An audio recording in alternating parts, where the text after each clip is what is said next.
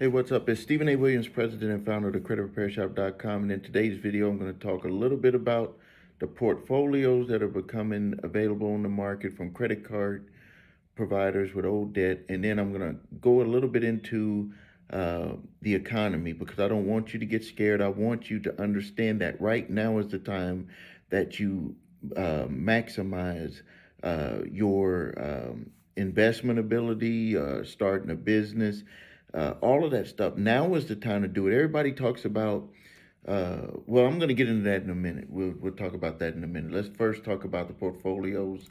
There's a big group of mixed lenders, credit card debt, $30.1 million, 6,600 accounts.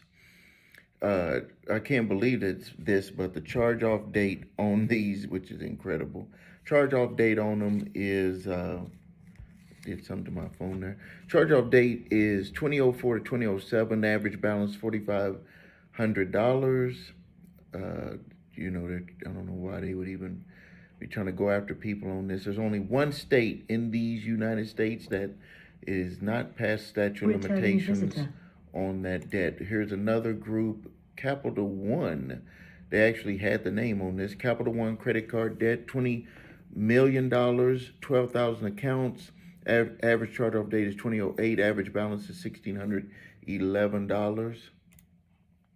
Another group here, mixed lenders, $76.3 million, 5,300 accounts. Average charge-off date 2011, $14,000 average balance.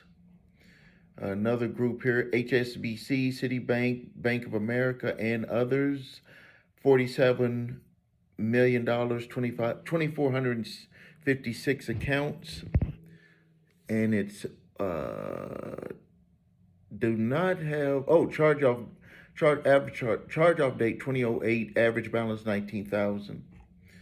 Do not have they're selling these for pennies on the dollar. There's other accounts here, $206 million, average charge-off date 2009, $8,961.25. Now, for anyone here that has not heard this before, I'm going to run through what you do when you get a letter from a debt collector, and they have to send you a letter first. They are not allowed to call you first, even though they might cheat and try to do that. But they have to send you a letter. So if they call you first, what you do is you tell them to send it in writing, and then you send them a letter stating that they violated the Fair Debt Collection Practices Act by calling you first, and that you want them to cease all collections on that debt.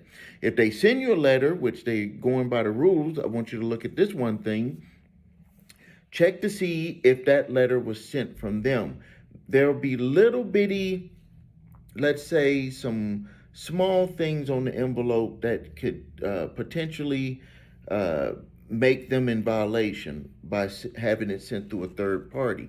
I mean, believe it or not, the way that it's stated in the Fair Debt Collection Practices Act is that they have to send it from their office. They might use metered mail or something like that, stamped so they can lower their postage, but they have to send it from their office. They're not allowed to share that with a third party and have that third party send you that debt collection letter. I know sometimes it can be hard to figure it out, but if you just look at the envelope, you might be able to figure out that they're sending that from a third party. If they do that, you can notify them, according to the statute in the Fair Debt Collection Practices Act, that they're in violation by sharing your information with an unauthorized third party, and you want them to cease collection activities on that debt. Now, if you can't identify it, it doesn't look like you're able to identify that they had a third party send it. Now you get into my 3-pack of letters. You look to see if the statute of limitations is passed on that debt. For most of the debt for the debt that I just read off, it's past statute of limitations for all 50 states except for one, which has a 15-year. To look at the statute of limitations for collecting debt in your state, go to my website, thecreditrepairshop.com. Go to my blog. It's at the bottom. Type in statute of limitations, and you can see if they can legally come after you according to the laws in your state. Stay alert with changes in the statute of limitations. New York just made theirs 3 years. It used to be 6 years. They made it to 3 years. So They're not allowed to come after you if you have a debt that is past the legal statute of limitations to collect. You do not need to do a debt validation. You just simply let them know the debt that they're trying to collect is past the legal statute of limitations and they got to stop collection activities. I give you that letter. Below this video, there's a link. You can get that letter. If it's not past legal statute of limitations, next thing you need to do is do a full, do a cease and desist collection activities letter, which I give you that, and that has a debt validation component to it. That letter is used to stop most debt collectors because they are going to know up front that you're going to make them prove everything about that debt, and they don't like doing that. They just want the easy stuff. And then if they come back and say, hey, we got some statements, this and that, then I give you a debt validation letter so you can go back and forth. Usually if you use this process, they're going to stop coming after you for the debt. They just want to go after easy people. I would say 9 times out of 10. Now, let's get into the state of the economy. I'm watching these videos of people trying to scare the hell out of us. The news is trying to scare us. Inflation is up. The stock market is down. Housing bubble, it's about to crash and collapse all over the place. And I'm here to tell you, don't believe them. All you have to do is go back to what everybody else says.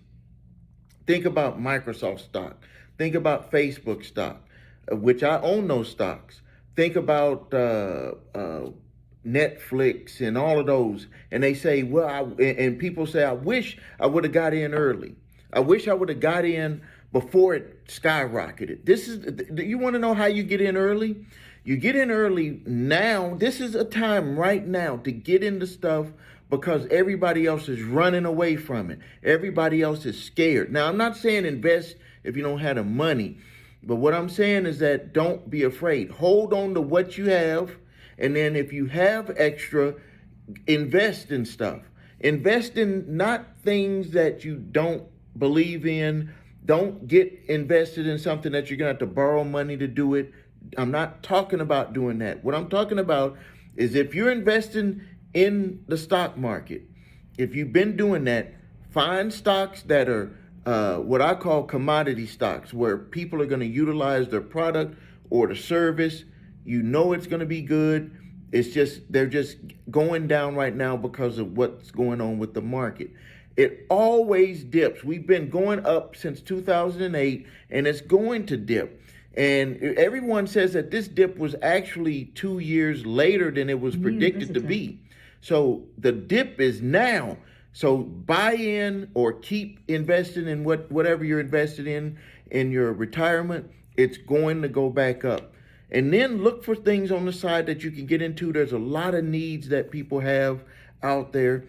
Learn and study it, and you could make your side business that can end up becoming a full time business for you if you just pay attention to what's going on right now. Don't be scared. When you get scared is when you're afraid to make a move, because you're afraid to go left, you're afraid to go right, you're afraid to go straight because you're listening to what everybody else is telling you.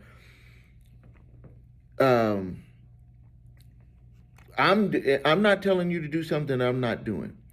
Real estate, in certain areas, it is going to crash. But if you're trying to get yourself a home, I'm not talking about going out there and becoming an investor. What I'm saying is if you're renting, you need to get yourself into the position to own a home. Yeah, you might pay a little bit more than you want now, but some people are saying the prices are coming down. Not in my area, they're going up.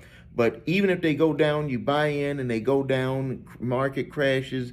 It's not going to crash because the way it was in 2008. It's going to crash just simply because of the pricing. That's the only reason why it's going to go down. And it's going to come back up. I had a chart. Look on my video that I made last Friday, or look on my channel. You'll see one that I talked about the housing bubble and the so-called real estate crash, and how it over the years it's came back double digits for every state except for one.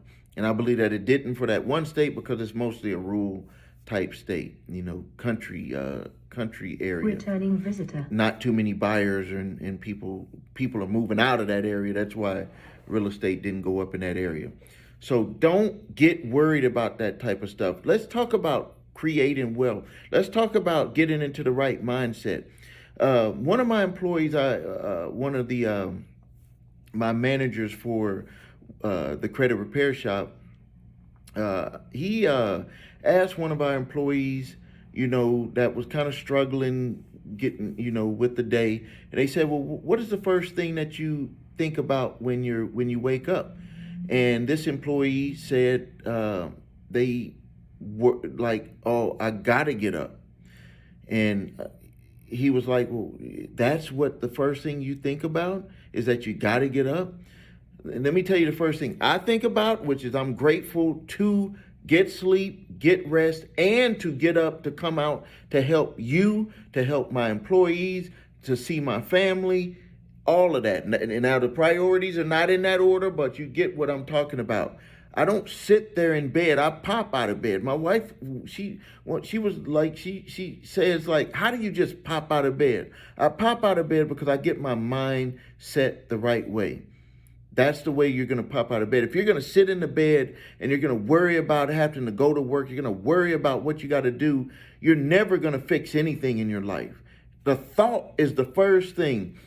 Fix the thought, you fix the body, because you're giving yourself energy, and then you're going to take action. It doesn't happen the other way. You don't take action and then change the mind and get the body moving in that direction. No, it all works from the thought to the body to the action, and then from the results you get from the action is what keeps the cycle going in a circle.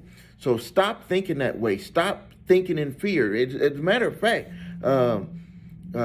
if something was to happen to you today, you would probably be saying, "I wish I would have pushed harder." If you had the ability to think while you were passing away, you would probably say, "What was I afraid of?" If it's all going to end right now, what was I afraid of? You can always make more money. You can always fix things. I'm not talking about going out there doing something crazy, but what I'm saying is that you can always improve your life. You can always fix things that you made mistakes on. Stop thinking that, it's the end of the world from a decision that you made. Decisions are learning experiences, and we all learn and grow from them when we come back. I've dipped down several times in my life, and I've been able to come back. So what I want you to do is, because this channel is focused on credit, but it could be focused on improving yourself, because what good is having good credit if you don't improve and change yourself? There's a lot of people that we fix their credit and they don't change on the inside, which is their thought, their habits, and all of that stuff, and they end up coming back to us a year or 2 years later. So change your thinking. Don't be afraid. Look at things for what they are, and it's gonna take work, no matter what. I try to tell people this for credit repair. It might sound like it's going to be something easy, but it's not. It might sound like your situation is the same as someone else's. It's not. It's not like fixing a car where you change the muffler and you put in a new muffler. It's not like that.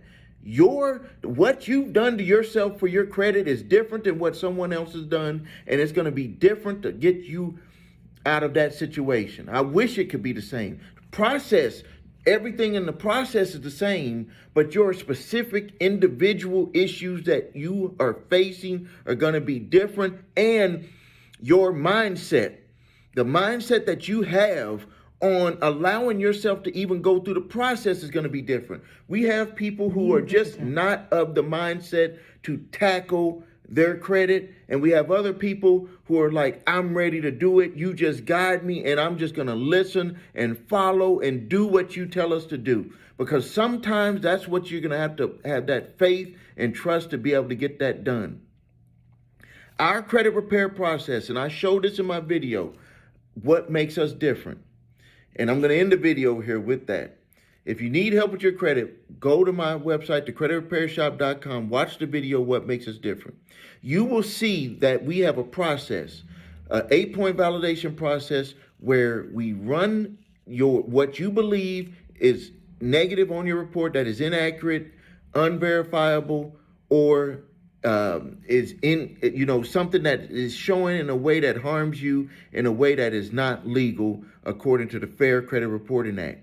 And then the next step is anything that is proven, validated, verified Through that process, we move you to a settlement phase so you can move forward with your credit. So it's not about making big promises. It's not about saying that this is going to be easy. It's about doing work. And if you allow us to do the work, and it's going to get to a point to where we start making those suggestions to you, you make the ultimate decision on which way you want to take it. But that's what's going to get you through your credit repair process. So go to my website, thecreditrepairshop.com, watch the video, What Makes Us Different. Next is if you need your credit reports and scores, because you don't know what's going on unless you get your complete credit reports and scores. Go to the website, your3scores.com to grab those. The next thing is, the link is below here. If you have debt collectors coming after you, grab my letters. Please make a donation. That's one way that I help support my time on this channel. Thank you for your time. Make sure you subscribe to the channel. This is Stephen A. Williams, president and founder of thecreditrepairshop.com.